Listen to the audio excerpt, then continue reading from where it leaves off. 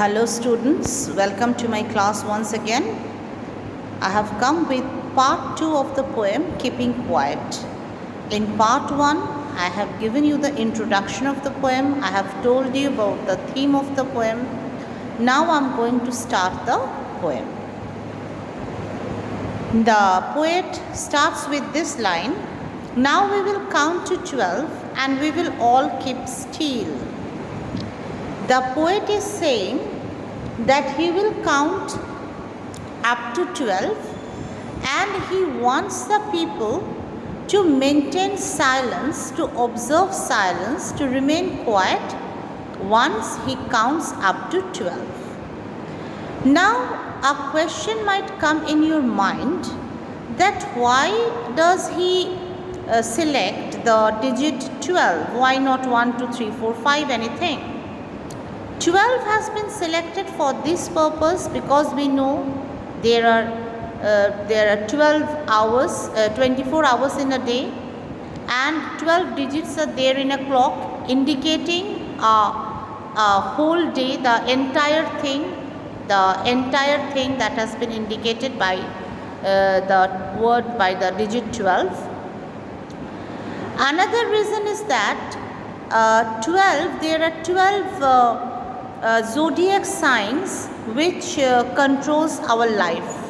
It is believed there are 12 zodiac signs which control our life, and there are 12 digits, as I have told you, and there are 12 months in a year as well. So 12 indicates a whole thing, an entire thing.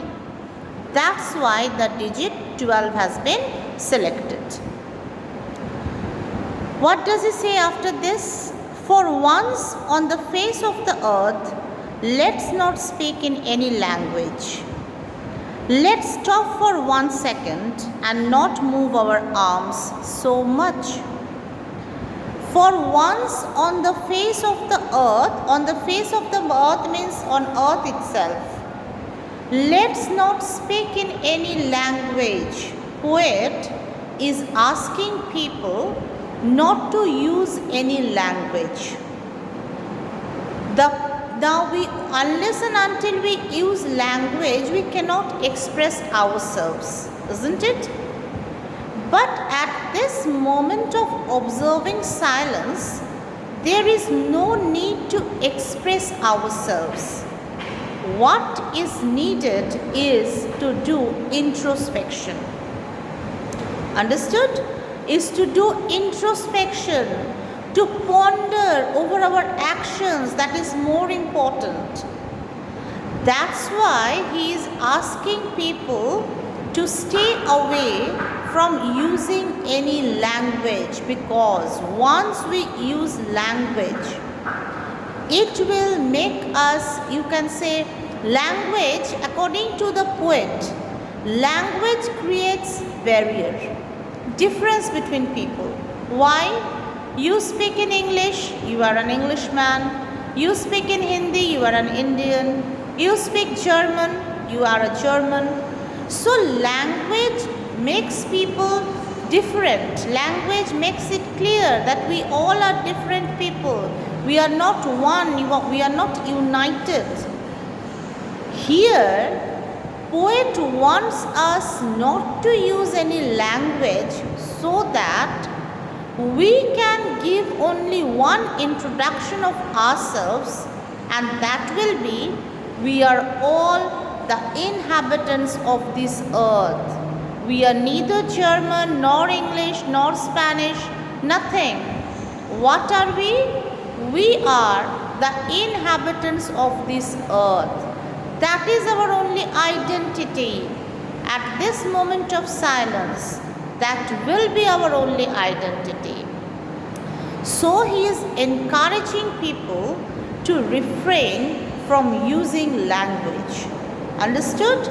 That is why he is saying, let's not speak in any language. And when you will not speak in any language, when you will only think over your actions, then you will also have a feeling of oneness.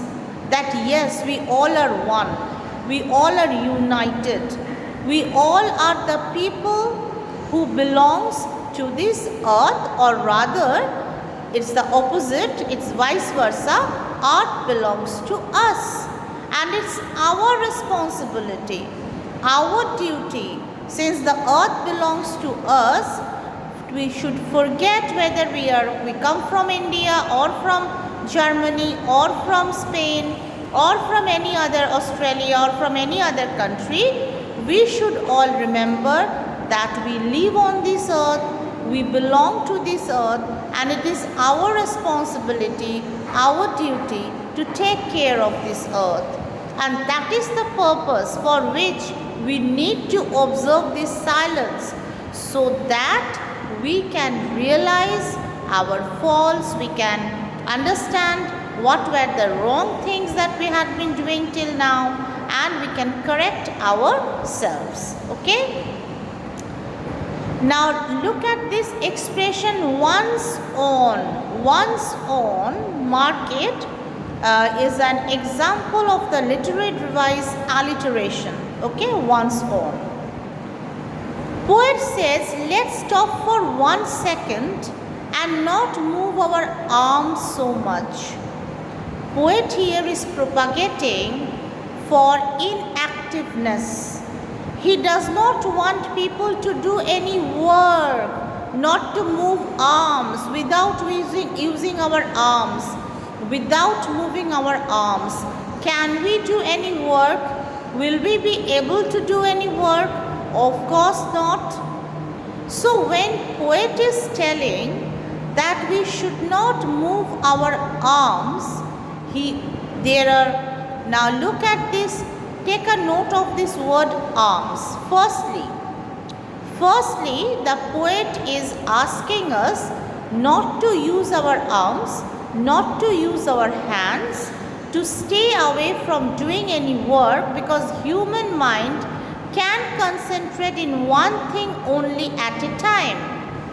If you are moving your arms and you are trying to think, your mind will get diverted, distracted. There should not be any distraction at this moment of silence. The poet wants people to maintain complete silence and to concentrate in introspection only. Okay? So that's why he is asking people not to move their arms. Another meaning of arms over here. Now this literary device in which a single word is used in two different meaning, in two different ways to mean two different things, is known as pun, P-U-N. So this particular word arms is an example of the literary device pun. Why? Because arms here not only refer to our hands, it also refers to arms and ammunitions, weapons. Understood? So what poet is telling? He is telling us not to use our hands, not to use our arms, at the same time not to use any arms and ammunitions, not to use weapons, not to take weapons against people. Understood? So that is why it's an example of the literary device pun. I hope I'm clear in this first stanza of the poem. Let's come to the next stanza. So this is what has been told in the first stanza, that we must remember that this earth belongs to us. We should not use any language, we should not speak, because that will create differences among human beings, among individuals. We should have the feeling of oneness, the feeling of unity, and we should not do any work. We should simply concentrate in introspection. Then only we will be able to realize our faults and follies, and we will be able to correct ourselves. Alright students, we will continue in the next video with the rest of the poem. Okay.